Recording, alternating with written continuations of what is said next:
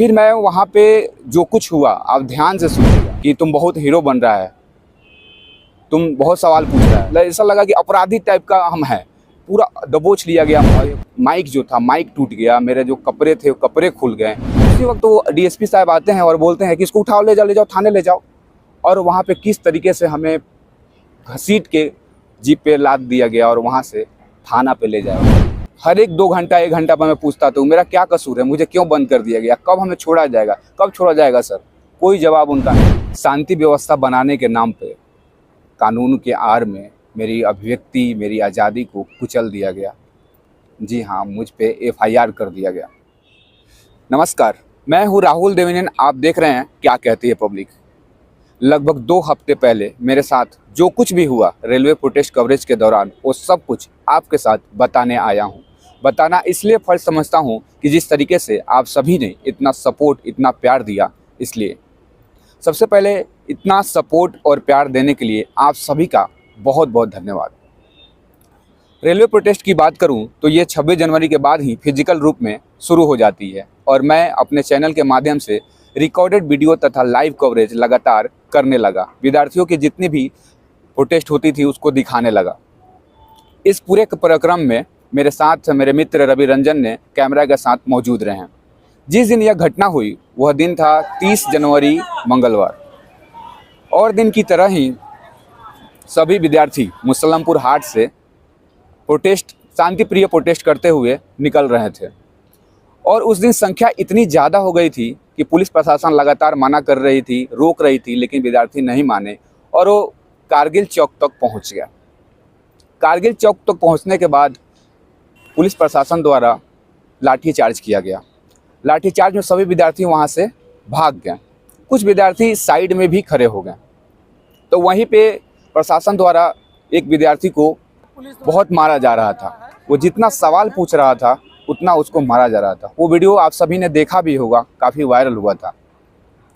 मैं उस वक्त, आप जानकर चौंक जाएंगे, हैरान होंगे, क्योंकि उस वक्त मैं माइक मेरे साथ नहीं थी, मैं रिपोर्टिंग नहीं कर रहा था, मैं कैमरा कर रहा था।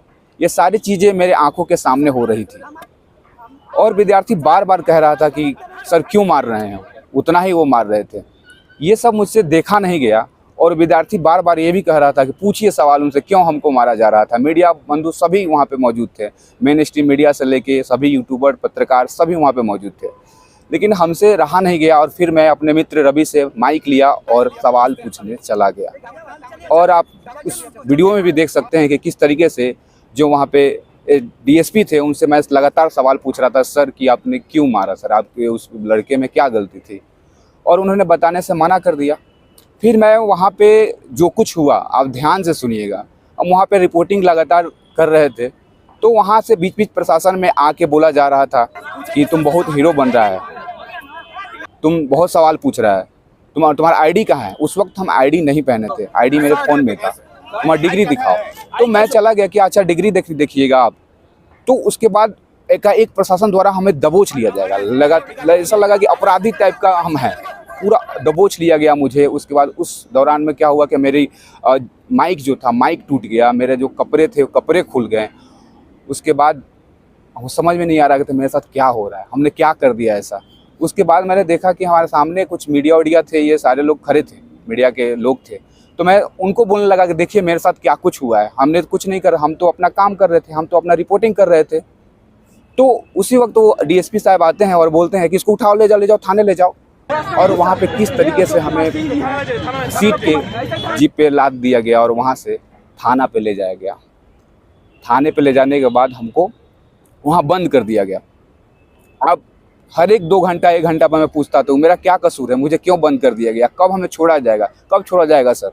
कोई जवाब उनका नहीं था। बस एक ही बात बोलते थे कि जिसने आपको उठाया है वही आपको छोड़ेगा। और इस तरीके से 24 घंटे बीत गए। और 24 घंटे में मैं बताऊं कि मैं क्या क्या सोच रहा था कि क्या मैं कर दिया ये ऐसा, मतलब सारी चीज़ें याद आ रही थी कि किस लिए हम इस पेशा में आए थे और क्या हो रहा है मेरे साथ, मेरी गलती क्या है, सारी चीज़ें सोच रहा था। खाना भी दिया गया प्रशासन के द्वारा, मैंने खाना मना कर दिया।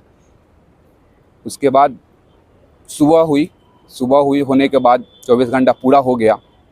उसके बाद क्या हुआ कि हमें कहा गया कि आप पर FIR हुआ है। और मैं ये सुन कर एकदम क्या बताया, एकदम सोचने लगे कि भाई एफआईआर क्यों, हमने क्या किया है। तो फिर मैंने एफआईआर कॉपी पढ़ी तो ये सारी चीज़ें थी कि आपने पुलिस के साथ बदतमीजी की हैं, सरकारी काम में बाधा पहुंचाया, इस तरीके से 8-9 धाराएं लगा दी गई हैं।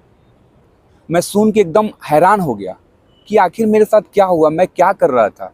मैं तो सिर्फ अपना काम कर रहा था ना, मेरा क्या कसूर था। दोस्तों मैं आपसे बस एक चीज़ ही कहूँगा कि मेरे पे शायरी ठीक बैठती है कि मेरे लहजे में जी हजूर ना था, इससे ज़्यादा मेरा कसूर न था।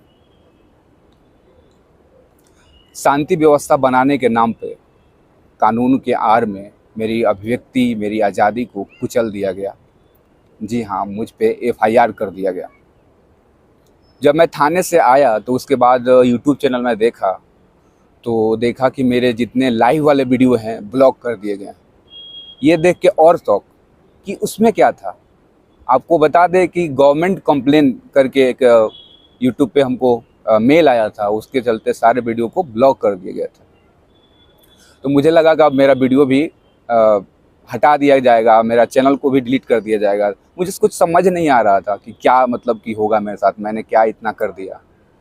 फिर एक वीडियोज़ था जो मेरे साथ जो कुछ भी हुआ था मैंने अपलोड कर दिया, कहा कि जो कुछ होगा देखा जाएगा, मैंने अपलोड कर दिया। वही वीडियो आप सभी ने काफ़ी उसको देखा है, आप लोगों ने काफ़ी सपोर्ट किया है, एक एक कमेंट हमने पढ़ा है और वो सारे कमेंट इतने पॉजिटिव आप लोगों ने दिए हैं, इतना सपोर्ट उसमें दिख रहा है। इसी के वजह से मैं आप सभी के सामने आया हूँ, अपनी बात को बता रहा हूँ।